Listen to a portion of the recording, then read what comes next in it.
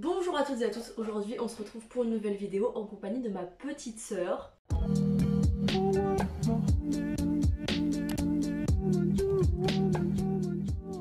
C'est pas la première fois qu'elle m'aide à faire des vidéos, mais du coup aujourd'hui elle va même participer. Vas-y, dis bonjour.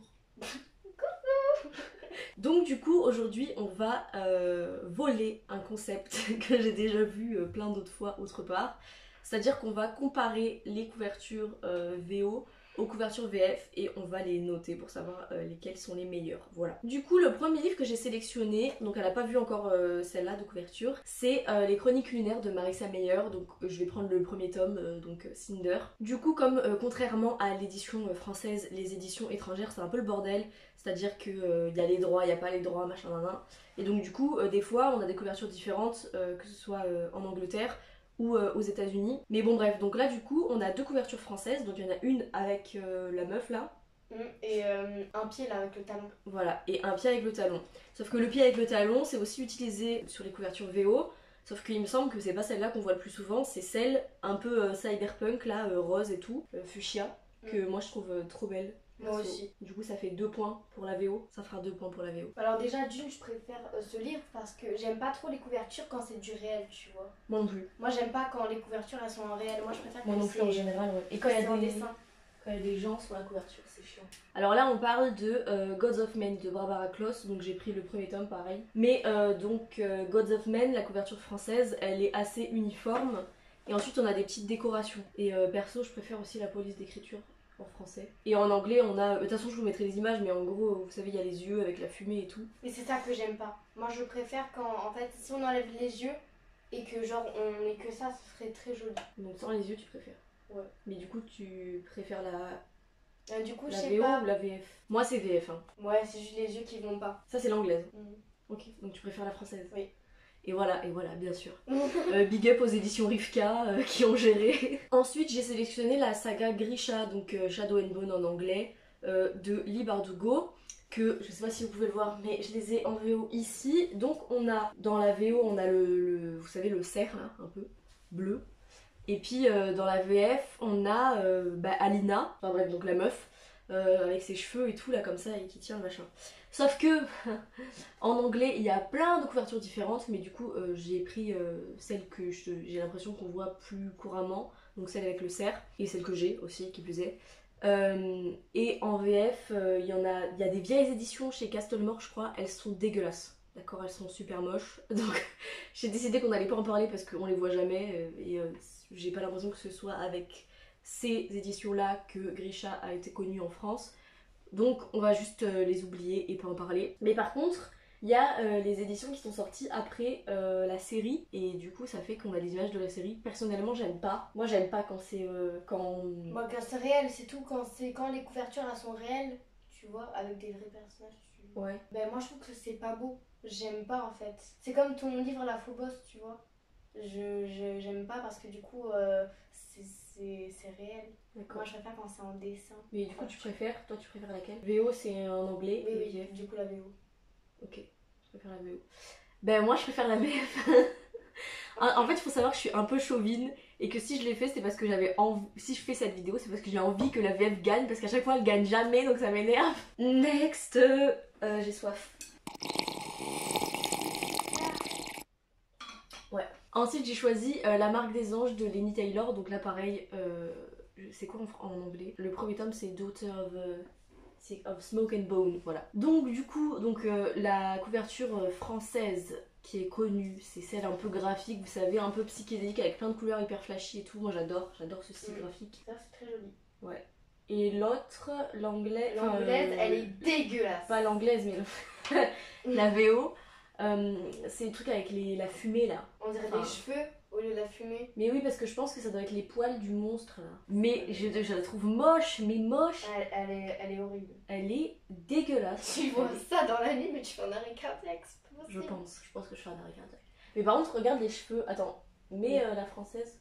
Oui, la française. Hop. Voilà. Ses cheveux, ils sont trop beaux ces cheveux. C'est normal d'avoir des beaux cheveux comme ça. Bah, on dirait réponse là, les yeux qui brillent, tu vois. Donc comme réponse, elle a les yeux qui brillent des fois dans le film, tu vois. Réponse, elle a les yeux qui brillent. Ben oui, tu vois, dans réponse, Là, comment il s'appelle là, son mec? Ben, Flint. Voilà. Je sais plus. Il s'est blessé et du coup elle a mis ses cheveux autour de sa blessure, elle a chanté, après ses cheveux ils brillaient. Oui, mais pas ses yeux. T'as dit ses yeux ils brillent. Mais non, j'ai dit ses cheveux. Et t'as dit ses yeux. Bon là c'est pareil. Bon bref. Ses cheveux ils brillent. Oui, ses cheveux ils brillent. Oui, du coup, oui, comme dans Réponse. Là, oui, effectivement. On a perdu. L-A-U-D. S.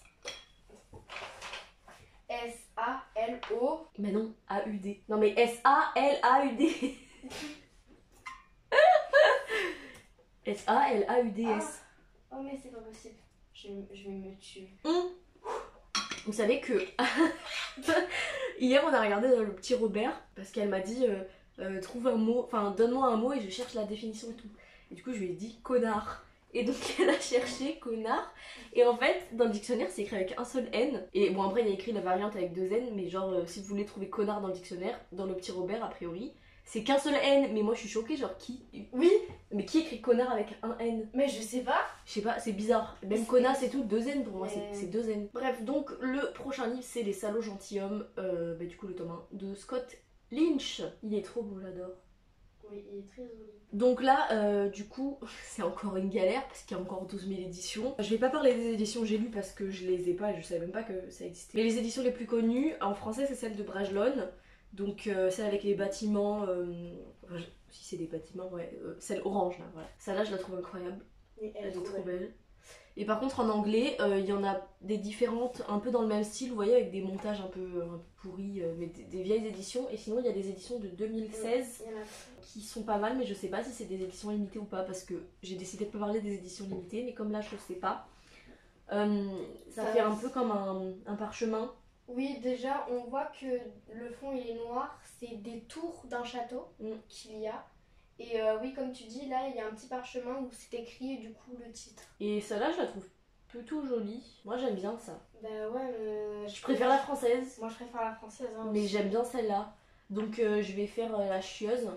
Je divise mon point. 1,5 point pour la française. Voilà. Et tu mets 0,5 pour la VO.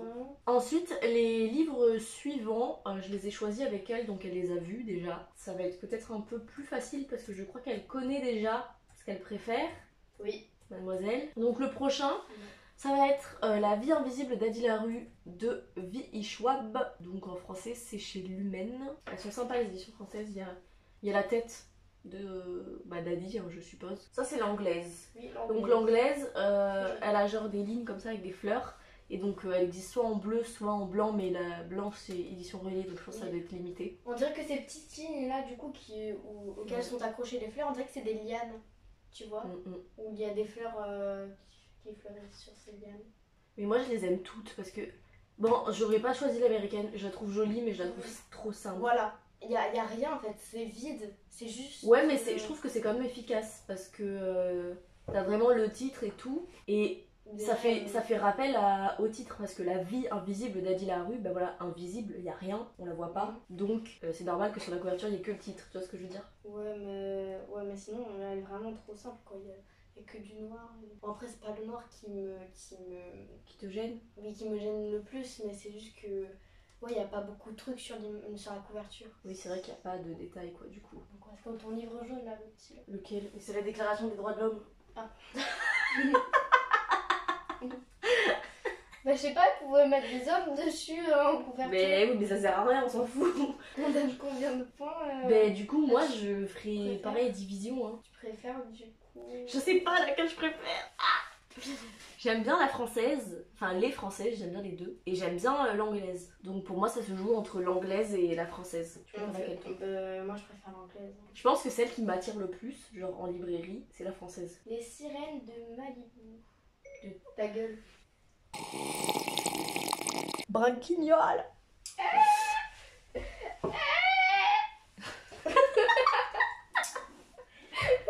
On dirait un corbeau, non, mais on qui est malade. On dirait des dinosaures là.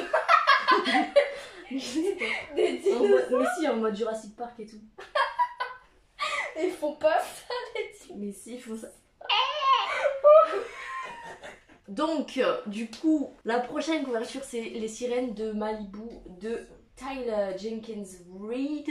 La française, j'aime trop comment c'est dessiné. J'ai pas fini. On fait la couverture. J'ai pas fini. Je m'en fous. Donc le titre anglais c'est Malibu Rising. Et il y a 3 couvertures. Il y a la couverture américaine, la couverture anglaise et la couverture française. Ah, mais la couverture américaine? C'est la bleue. Bah ok, c'est la plus moche. Ouais, moi je l'aime pas. J'aime pas non plus la couverture américaine. Déjà. Enfin non, j'abuse parce que...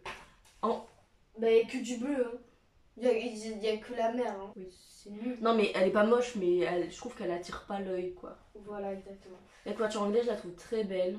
Oui, elle est jolie, mais moi je préfère la française parce que déjà, les dessins, T'aimes bien les illustrations. Voilà, c'est pas pareil, c'est pas le même type de dessin que l'anglaise ou l'américaine. Mais les couvertures de Taylor Jenkins Reid, je trouve que, mis à part les 7 maris d'Evelyn Hugo là, les couvertures sont toutes un peu dans le même style et ça me fait un peu penser à Virginie Grimaldi en français.